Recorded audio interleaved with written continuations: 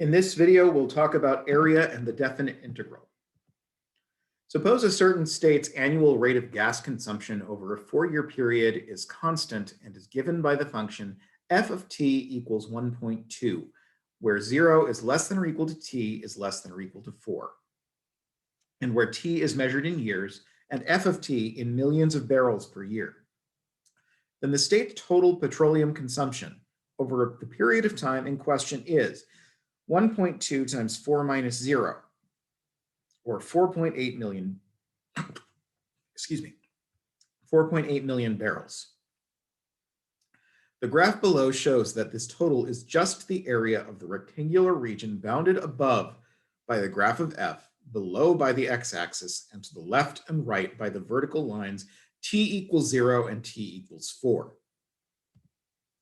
The figure below shows the actual gas consumption of a certain New England state over a 4-year period from 2008, t equals 0, to 2012, t equals 4. Observe that the rate of consumption is not constant.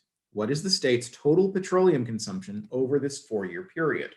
It seems reasonable to conjecture that it is given by the area of the region bounded above by the graph of f, below by the x-axis, and to the left and right by the vertical lines t equals 0 and t equals 4. This example raises two questions. First, what is the area of the region shown in the figure above? And second, how do we compute this area? The second fundamental problem of calculus is this. Calculate the area of the region bounded by the graph of a non-negative function f, the x-axis, and the vertical lines x equals a and x equals b, where a is less than b. This area is called the area of the region under the graph of f on the interval from a to b, or from a to b. We used the slopes of secant lines, which we could easily compute, to lead us to a definition of the slope of the line tangent to a point on the graph of a function. Now we will similarly use the areas not of triangles, but of rectangles, which we can again easily compute, to help us define the area under the graph of a function. We call the process described in the following slides taking Riemann sums. Let f of x equal x squared and consider the region R under the graph of f on the interval from 0 to 1. To obtain an approximation of the area of R, we construct 4 non-overlapping triangles by dividing the interval into 4 subintervals, from 0 to 1/4, 1/4 to 1/2, 1/2 to 3/4, and 3/4 to 1. Each subinterval has a length of 1/4. We now construct 4 rectangles with these subintervals as bases and heights given by the value of the function at the midpoints of the subintervals, 1/8, 3/8, 5/8, and 7/8. Then each of these rectangles has width 1/4 and height f of 1/8, f of 3/8, f of 5/8, and f of 7/8 respectively. We approximate the area of R by the sum of the areas of the 4 rectangles. A is approximately 1/4 times f of 1/8 plus 1/4 times f of 3/8 plus 1/4 times f of 5/8 plus 1/4 times f of 7/8, which is equal to 1/4 times f of 1/8 plus f of 3/8 plus f of 5/8 plus f of 7/8, which is 1/4 times 1/8 squared plus 3/8 squared plus 5/8 squared plus 7/8 squared, which is 1/4 times 1/64 plus 9/64 plus 25/64 plus 49/64, which is equal to 21/64, or 0.328125. Following the same procedure, we can obtain approximations of the area to the region R using any number n of rectangles. N equals 4 in the calculations on the previous slides. The figures below show the approximation of the area of R using 8 and 16 rectangles. These figures suggest that the approximations seem to get better as n increases. This is borne out by results given in the table on the next slide.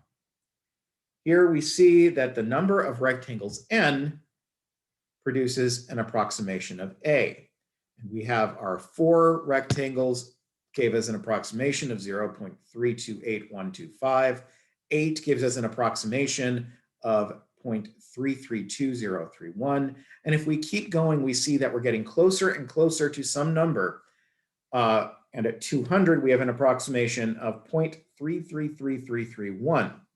The computations seem to suggest that the approximations approach the number 1/3 as n gets larger and larger.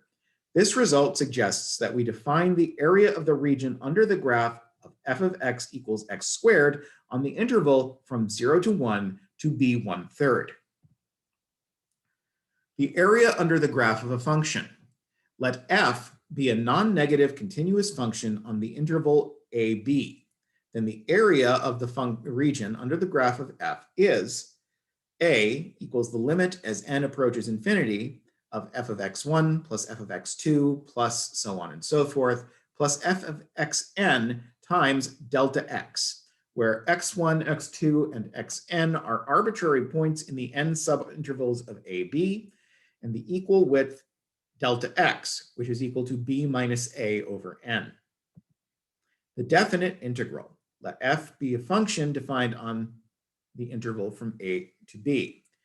If the limit as n approaches infinity of f of x1 delta x plus f of x2 delta x plus so on and so forth up to f of xn delta x exists and is the same for all choices of representative points x1, x2 up to xn in the n subintervals of the interval ab of equal width delta x equal to b minus a over n, then this limit is called the definite integral of f from a to b and is denoted by the integral from a to b of f of x dx. Thus, the integral from a to b of f of x dx is equal to the limit as n approaches infinity of f of x1 times delta x plus f of x2 times delta x plus so on and so forth plus f of xn times delta x. The number a is called the lower limit of integration, and the number b is called the upper limit of integration. If f is non-negative, then the limit in the definition of the definite integral is the same as the limit in the definition of the area under the graph of a function. Therefore, the definite integral gives the area under the graph of f on the interval from a to b. The limit in the definition of the definite integral is denoted by the integral sign because the definite integral and the antiderivative of a function f are related.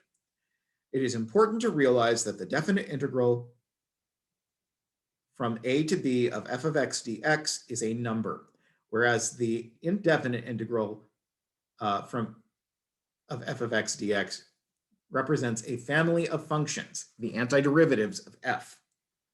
If the limit of the definite integral exists, we say that f is integrable on the interval from a to b. The following theorem guarantees that a continuous function is integrable. Integrability of a function. Let f be continuous on the interval from a to b, then f is integrable on the interval from a to b. That is, the definite integral from a to b of f of x dx exists.